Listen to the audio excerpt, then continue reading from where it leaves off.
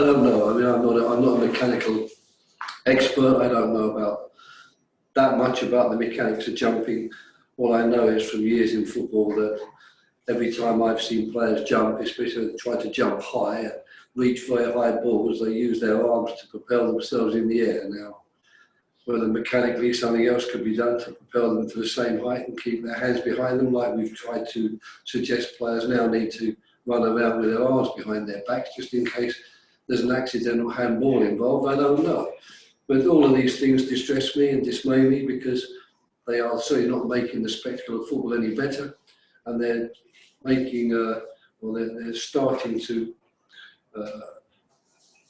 make a divide to some extent between players and coaches who've been involved in football a long time, who don't understand any need to change rules which have served the game so well for so long. Because over the course of this season, we've had people like Kevin De Bruyne talk about the confusion around the handball rule. You've got this about jumping. Does football feel like it is changing and has changed over the last 5 years? Well, it is changing, there's no doubt, and it would be a surprise if it didn't. Everything moves forward. Nothing stands still. But what you hope, of course, is that the changes are going to bring about an amelioration of the game itself. And I don't honestly believe that people would have thought, if we take the latest incident, that the game was served by Christian Benteke being sent off for honestly jumping and trying to head a ball. I don't think there'll be many people say, well, it made the game a lot better and it's how it should be. Form-wise, after the Newcastle defeat, you've since put together a run of 3 games unbeaten. Do you feel like there's a bit of momentum there heading into a busy Christmas period? I'm not a lover of the word momentum. I think that confidence is, of course, important, and there's no doubt that good results give you confidence and bad results drain your confidence. But I don't know about momentum, because momentum can quite easily be halted by your fixture schedule. We've had a tough one, playing away to West Brom and then having to go to play against Tottenham, who were top of the table at the time, West Ham, who were in the top 5 when we played them, and now Liverpool, who are once again top of the table. That's a very tough run of fixtures, but the good thing is that we're going into those fixtures with some belief that we know what we're doing and that we're capable of producing good performances even against teams of that quality. So in that respect, if that's what momentum is, then I would agree with its momentum, but I'm not certain that I'm a great fan of the word. Are Liverpool still the team to beat? Well, they are at the moment because they're top of the table. But I think that they'll undoubtedly think that it's going to be a bit tougher than it was last year, where they swept all before them, because the number of teams around them also competing for that top spot are getting more numerous and perhaps more powerful as well. So I think Jurgen knows that he's got a tough job in his hands to bring the championship back to Liverpool for successive seasons, but he's made a good start because they're top of the table. And when you see him at the weekend, what will you say to the newly crowned manager of the year? And I just wonder if you can speak about what makes him such a winner as a coach. Well, I think first, of course, I will congratulate him, and I'll congratulate him most heartily. I think it's a terrific award. It's a very prestigious award. You really are competing against lots and lots of top class coaches all over the world who've all had really great achievements. So, and for him, it's the second time he's won it, which I think is even more to be commended, because it's hard enough to get a look in and be nominated on one occasion. To win it twice is something quite incredible. So I'll tell him how pleased I am for him. I'll tell him how deserved I think the award was for last season, or the 20th season, where he's done so well. And of course, what makes him a good manager is what makes any manager a good manager. He has a very clear idea of what he wants his team to do. He works hard, obviously, on the training field to make certain the players understand what he wants from them, so that when they go on the field, they're capable of carrying out, if you like, a policy that as a team they want want to put together. He's obviously very good as a manager, because you see his relationship with his players. It's a very warm and friendly relationship, despite the fact that I'm sure he's always challenging them and pushing them in training. So it's not, he doesn't get success by being their friend. He gets success by being a top-class coach and manager, but he's able to also show those human qualities that make the players feel that they really want to play for him. So lots and lots of qualities. A very good choice, in my opinion, from FIFA on this occasion, and we'll have to try and do our best tomorrow to spoil any party that he's got planned. Just a final one from me, Roy. What's your reaction to the news that Premier League players overwhelmingly continue to support the taking of the knee? Well, I'm very pleased, first of all, they were consulted. I'm very pleased that they made the choice.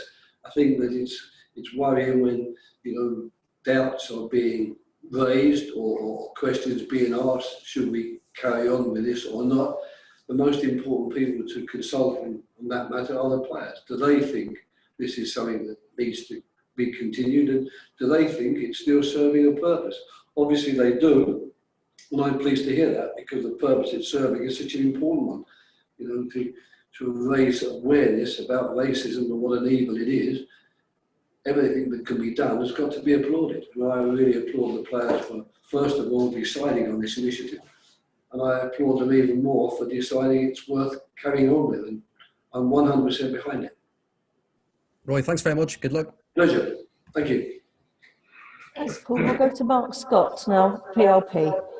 Hello, Roy. Nice to see you again. I know that you said that you've looked quite potent going forwards in the last 3 matches that Palace have played. It's not just the goals you're going to miss with Christian being suspended, is it? Because his link-up play with Eze and Zaha has been really good as well. Yes, I mean, since he's come back into the team, he's done extremely well. We're very pleased with him, and I think he would have been a big weapon tomorrow against Liverpool. I don't think they'd have been looking forward to playing against him in the form that he's in. So of course it's a miss from our side not to be able to use him, and it just makes, I suppose, the anger, I suppose you'd have to call it, that I felt on Wednesday night in seeing him dismissed for what I thought were 2 honest challenges to try and win the ball without any hint of any malice or any hint of trying to foul an opponent. To see him suspended by having been sent off just, I suppose, makes it even harder to take, but I know that we're going to miss him even more tomorrow in a game where his type of play and his presence would have been of big importance to us. I know that obviously talent and tactics are the most important thing, but I know that you mentioned as well confidence and belief. Can that's been garnered from holding the team that were top last weekend in Tottenham maybe just give you an extra couple of % in terms of performance when you play the big teams like Liverpool?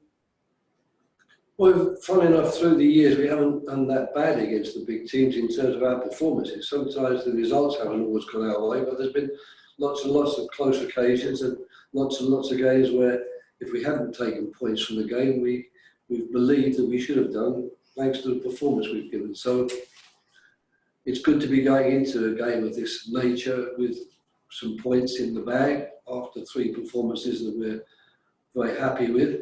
But of course, every game produces new challenges, and it's the second weekend in a row that we meet the team that's currently at the top of the table. And teams aren't at the top of the table for no reason. They're there because they've got exceptional qualities. We're in the middle of the table, and so when you play a team at the top, you have to expect and understand that they're there for a reason, and there must be plenty of reasons that you're going to have to contend with during the course of the 90 minutes.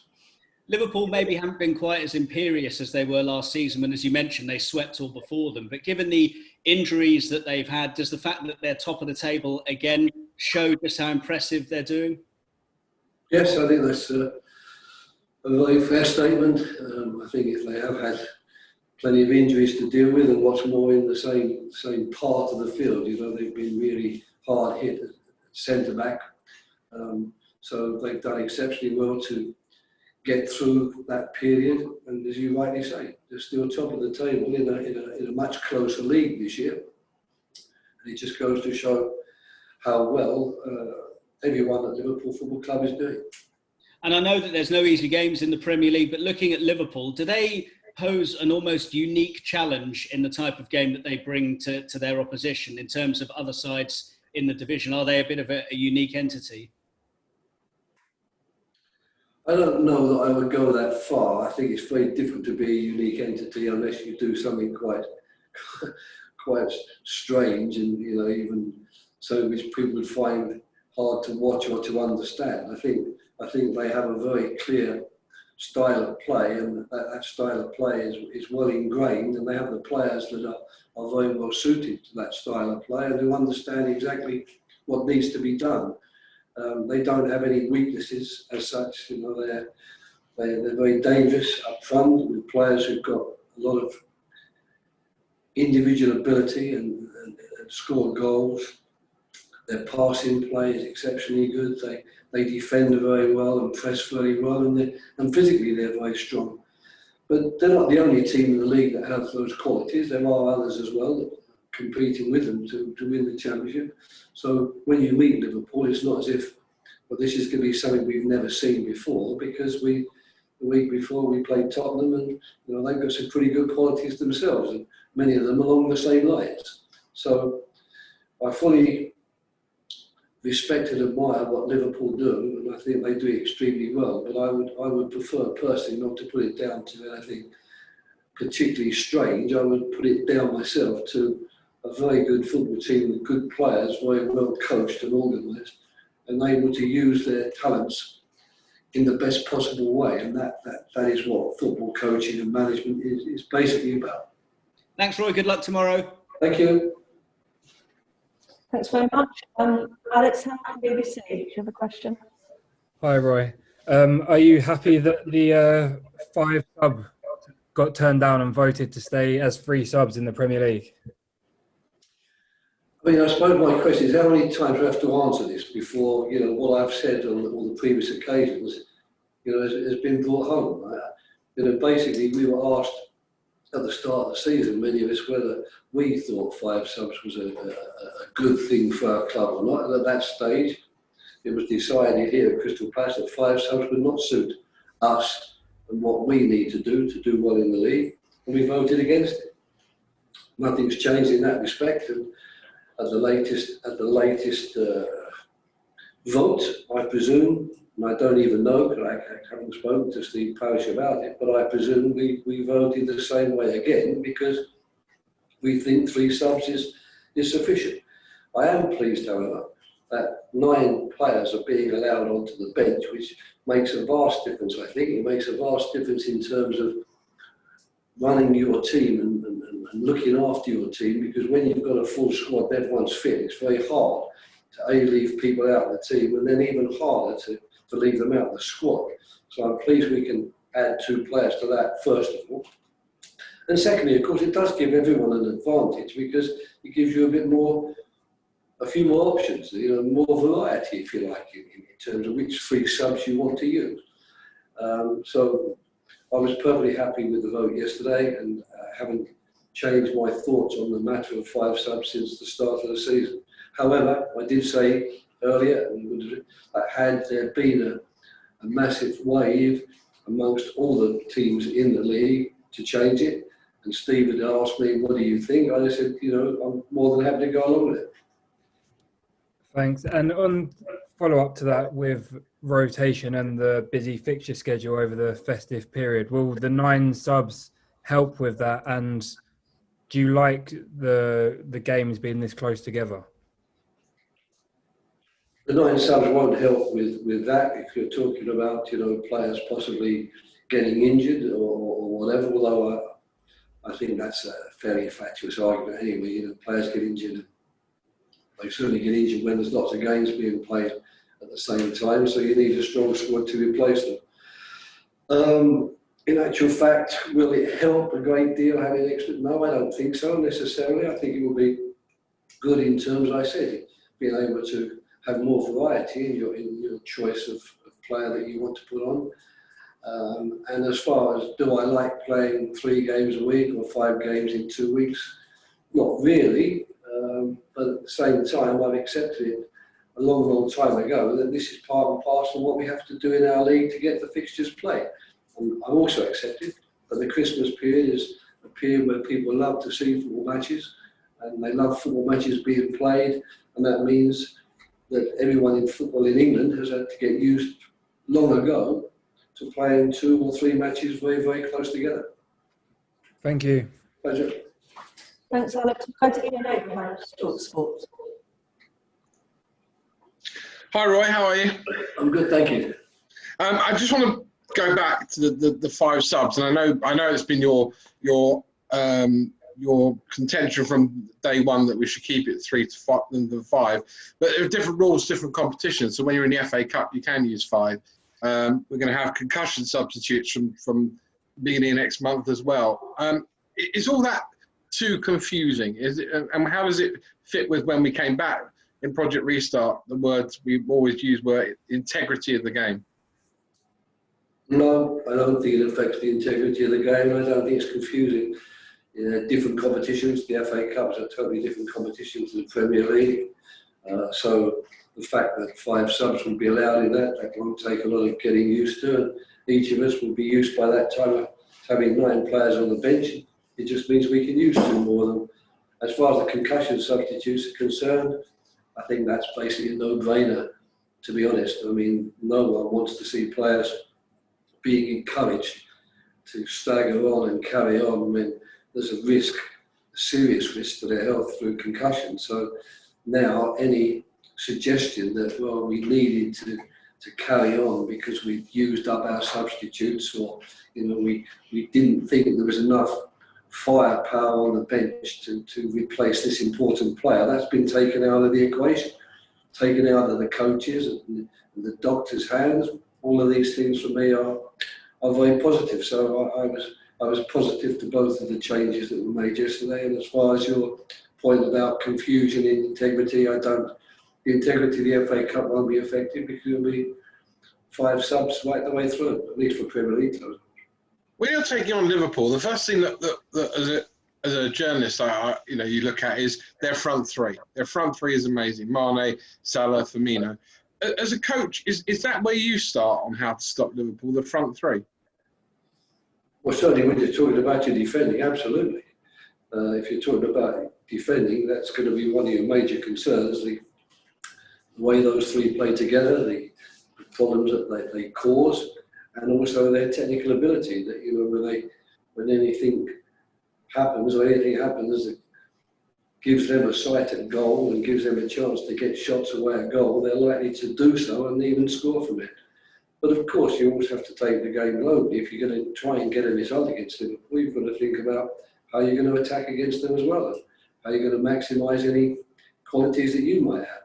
But I don't think you're ever going to see a team winning championships, at least not in the future, without them having some exceptional players somewhere in the attacking part of the field. It might be a number 10, it might be someone who makes runs from the midfield and scores goals, it might be the forwards that have up there, it might be the fullbacks who play a very important part of Liverpool. It might be their ability to get in behind your defence and produce crosses.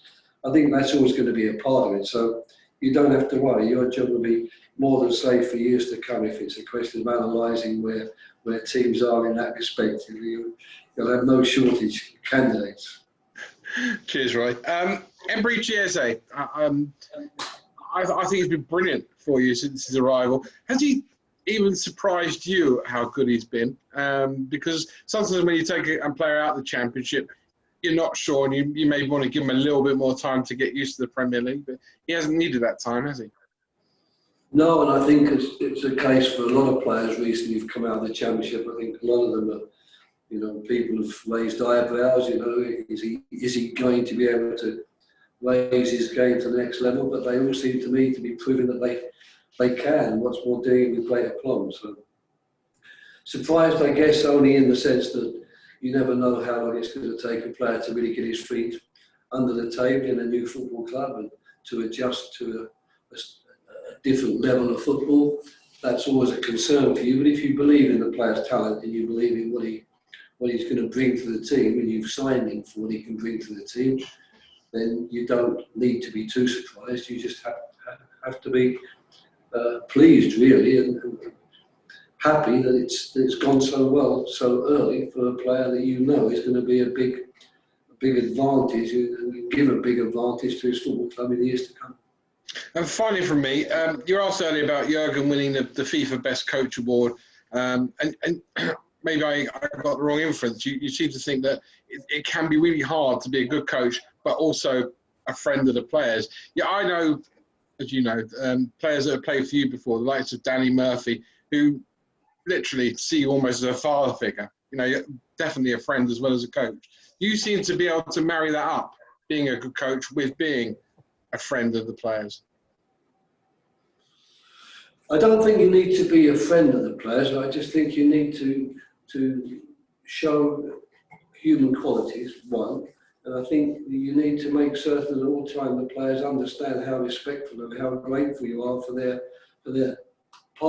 contributions, which are helping you to hopefully produce a winning team and get recognised as a good coach because you've got a winning team.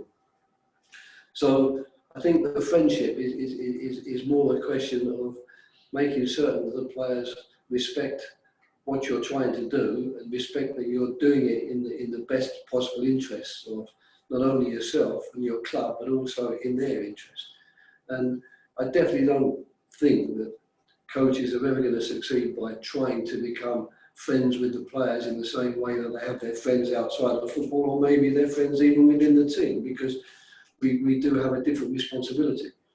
And I think all leadership skills are based very much on human qualities, and I think based a lot on praise rather than blame, looking for the positive rather than negative, looking for what you can say and do with them to make them feel better rather than making them feel anxious or apprehensive. So for me, it's all just part and parcel of what all of us should be looking to do in our jobs, because we know it's a proven and successful formula. Brilliant, Roy. Have a great Christmas, my friend. Thank you very much the same. Thanks. Thank you. Thanks very much, Ian. George Sessions as PA. Hi, Roy. Just a quick one from me. Yeah. Gary Cahill, I think you said it was a precaution that he didn't play on Wednesday. So is he fine for this weekend? And also Mamadou Sakho, what's the latest with him as well? Thank you. Mamadou Sakho's got a slight calf strain that we're monitoring, so he doesn't come into the reckoning at the moment. But all of the three players that didn't play the other night who've been playing, they're back in the reckoning again, because all three of them were rested rather than dropped from the match, and the precaution was purely that he did 3 matches in a week. And I thought that with the quality of the bench that we have at the moment, the quality of players who've had to sort of step aside the last 2 or 3 games and watch these other guys play, I knew that I could trust them to go in and do an exceptionally good job for us against West Ham, and I was proven right, fortunately. Thanks, Roy. Pleasure.